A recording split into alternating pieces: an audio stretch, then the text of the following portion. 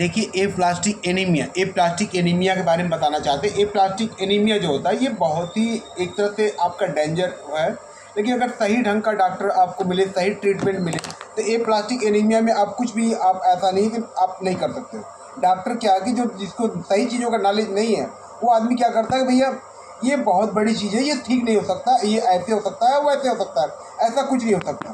क्योंकि जब मेरे बच्चे को हुआ था, फर्स्ट टाइम हुआ था, तो मेरा बच्चा उस समय था 12 साल का बच्चा था। तो 12 साल का बच्चा था, तो हमने ये सोचा ही नहीं था कि ए प्लास्टिक एनीमिया सही हो पाएगा।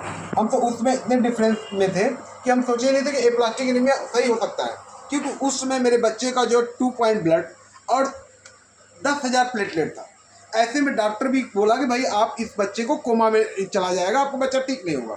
तब कि भाई आप कुछ भी मत करिए, आप केवल ट्रीटमेंट करिए, बाकी मेरे पे छोड़िए, हम इसको देख लेंगे होगा क्या। ए प्लास्टिक एनीमिया हम सही करेंगे, क्या नहीं होगा क्या नहीं होगा, आप टेंशन मत लीजिए।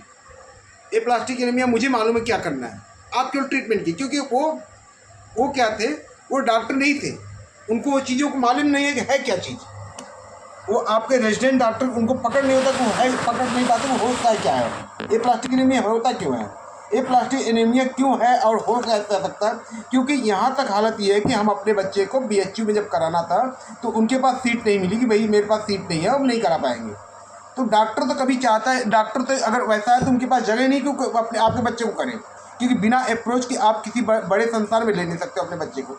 इसलिए आप कोशिश करिए, ए प्लास्टिक एनीमिया कभी भी होता है, आप मेहनत करके थोड़ा सा हो सकता है कि आपके बच्चे को प्राइवेट में कम से कम ले जाए। क्योंकि प्राइवेट हॉस्पिटल अगर आप गए तो आप 10 लाख 15 लाख अब हो सकता है अपना घर बेच दें, आपका कुछ नहीं बचे, तब भी आपका बच्चा नहीं बच पाएगा।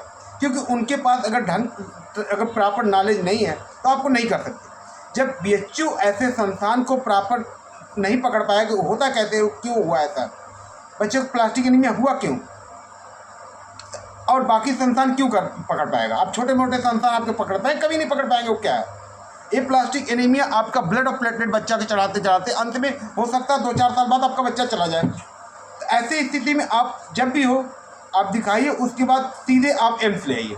क्योंकि BHU में हम अपने बच्चे को कम से कम 4 साल दिखाते रहे, यहाँ तक कि हम अपने बच्चे का, अपनी मैडम का गहना बेच दिए, अपना सब कुछ बेच दिए। और उसके बाद मुझे दिल्ली आना पड़ा। दिल्ली आने के बाद मुझे पता चला कि भाई ये है ही नहीं, डॉक्टर होता है, डॉक्टर इंपॉर्टेंट है, वही दवा मेडिसिन BHU चला रहा, वही दवा एम्स चला रहा। आखिर वो दवा में है क्या, साइक्लोस्पोरिन में है क्या, क्योंकि उनको डोज का पता नहीं, डोज क्या है। जब तक आपको सही डोज का नहीं पता चलेगा और डॉक्टर को, तब तक वो आपका रोग कभी सही हो ही नहीं सकता, चाहे छोटा छोटा रोग हो, चाहे कोई बड़ा बड़ा रोग हो। इसलिए कोशिश करिए आप कि पहले आप किसी छोटे संस्थान में दिखाइए, कोई अच्छे संस्थान, गवर्नमेंट संस्थान में। प्राइवेट संस्थान में आप टच मत करिए, और कोशिश करिए किसी गवर्नमेंट संस्थान में, अच्छे संस्थान में दिखाइए। वो अगर आपको प्राइमरी ट्रीटमेंट वो करते हैं, फिर आप सेकेंडरी के लिए तुरंत भागे एम्स में अगर आप दिखा लेंगे, आपका बच्चा 100% बच जाएगा और कोई उसको वो नहीं कर सकता। क्योंकि जैसे ही छोटे संस्थानों में आप जाते रहेंगे वैसे आपके पास सारे पैसे ख़त्म होते जा रहे हैं। लास्ट में ये आएगा कि हम अपने बच्चे को खुद बता रहे हैं कि टोटल गहना बेच दिए, घर बेच दिए, सब कुछ बेचे, लेकिन लास्ट में एम्स जब आए तो एम्स का डॉक्टर आखिर सही कर दिया। एम्स में क्यों, क्योंकि वो डोज का एक्चुअल पता होना चाहिए और उसको क्या देना क्या नहीं देना, सही और गलत का डिसीजन होना चाहिए।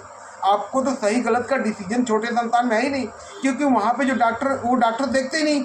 वो जब रेजिडेंट डॉक्टर देखेगा तो क्या ट्रीटमेंट करेगा, क्या नहीं, क्या है क्या नहीं, उसको सही चीज़ें मालूम होना चाहिए ना आपका कि क्या है क्या नहीं है। इसलिए कोशिश करें, और कोई घबराने की बात नहीं है। ये प्लास्टिक एनीमिया सबको सही हो सकता है।